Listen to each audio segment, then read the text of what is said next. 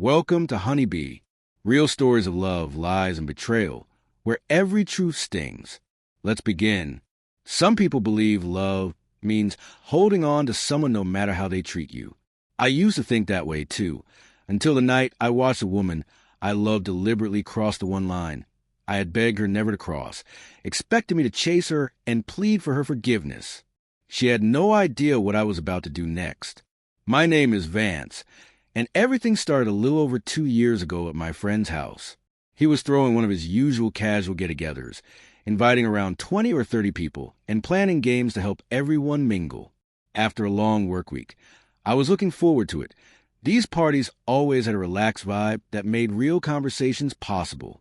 That night, he divided us into random teams for the games, and that's how I ended up sitting across from Regina.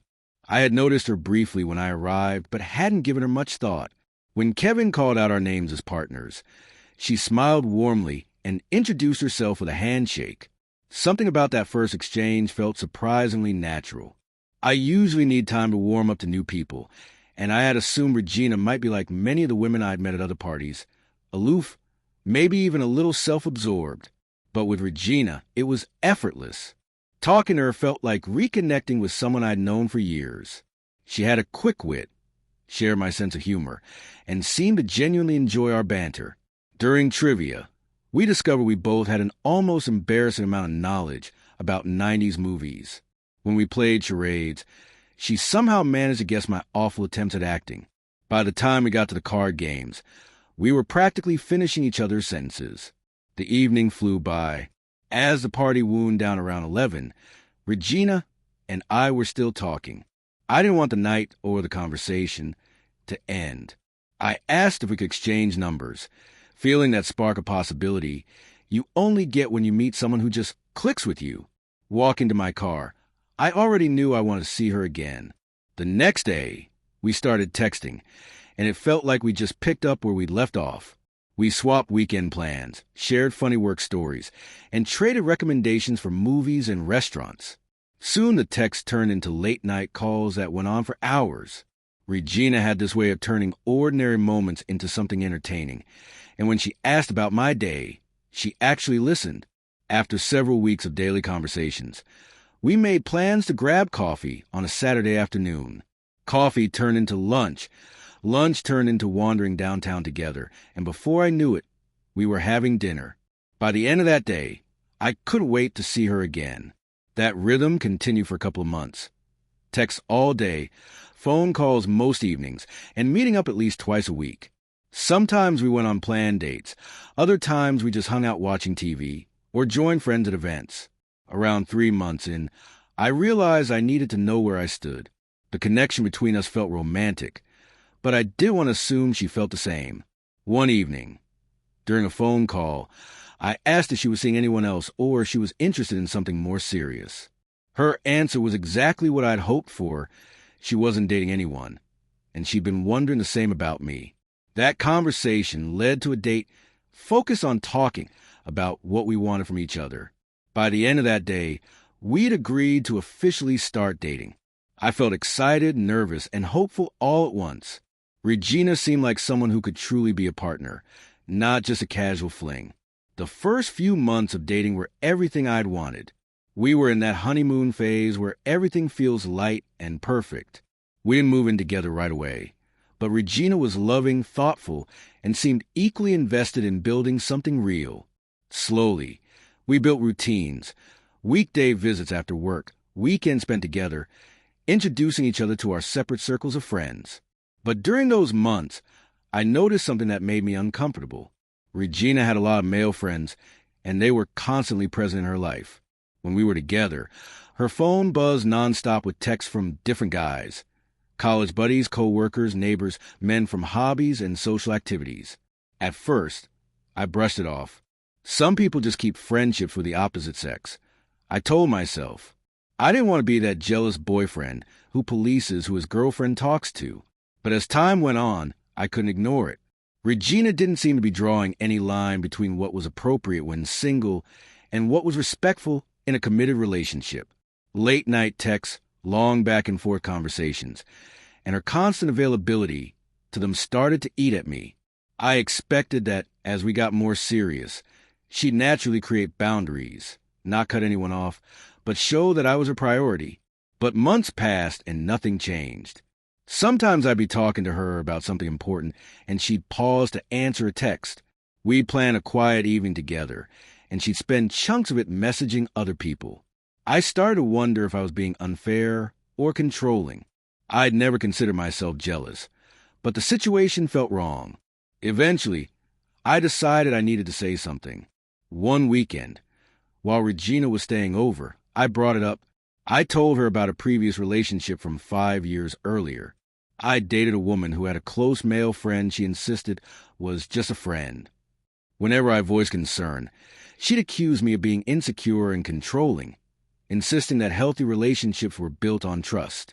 For months, I tried to be understanding, until I found explicit messages between her and that friend that made it clear they'd been having an affair for 2 months.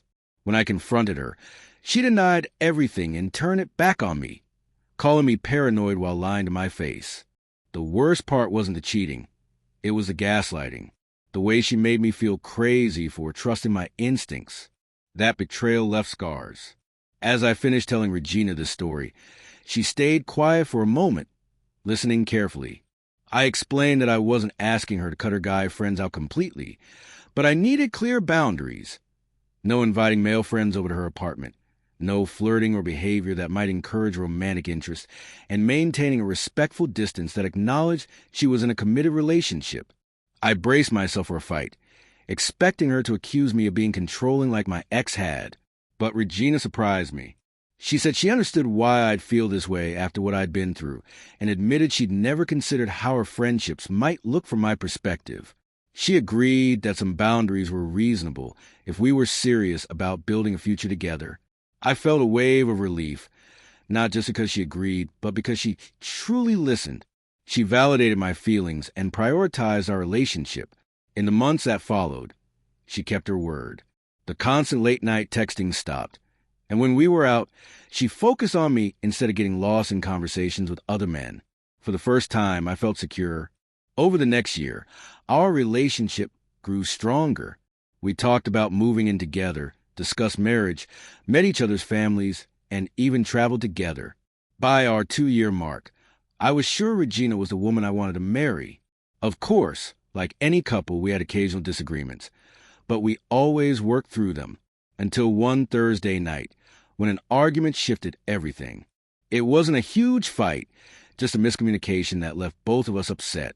We had already RSVP'd to a friend's birthday party that weekend, and we decided to go together despite the tension. When we arrived, it was clear Regina was still angry. She barely acknowledged me after we greeted the host, and quickly drifted away. I was expecting her to pretend everything was fine, but what happened next went far beyond giving me the cold shoulder. About an hour in, a guy named Tyler showed up. A friend of Regina's who had always been a little too flirtatious despite knowing she was in a relationship. Since our conversation about boundaries, she'd kept her distance from him. But the second she saw him, everything changed. Her mood flipped instantly. She lit up, ran over, gave him a long hug, and started talking animatedly. The contrast was painful. She'd barely spoken to me all night, yet here she was, glowing with excitement at seeing him. I tried to focus on my own conversations, but I couldn't ignore how much attention she was giving him. Then the music started and people began dancing. Tyler held out his hand and asked her to dance. For a moment, I thought she might say no. Instead, she smiled, the kind of smile I hadn't seen all night, and took his hand. At first, the dancing was casual, playful. But as the music changed, they moved closer. Tyler's hand slid to her waist, and Regina leaned in. My stomach dropped. This wasn't just dancing. This was intimate. This was deliberate. She knew exactly what this meant to me, and she did it anyway, right in front of me. I didn't make a scene. I didn't yell or cause drama. I just grabbed my jacket, walked out, and drove home in silence. When I got home, I went straight to bed. I didn't wait up for her, didn't check my phone. Around 2 in the morning, knocking woke me up. It was soft but persistent. I knew it was her.